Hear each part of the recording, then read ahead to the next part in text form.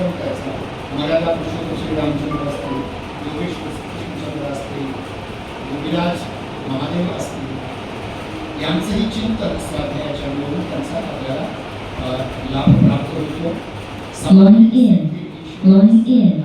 Loading in. आवाज येतो ना माझा? येतो.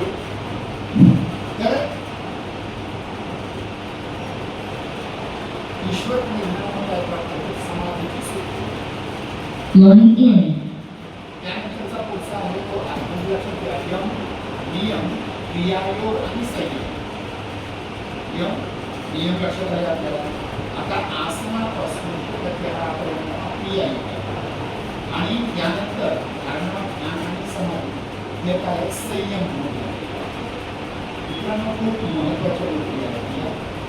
तर यामध्ये आसन जे सांगितलं आहे यम नियमानंतर स्थिर सुखम आसन, एकाच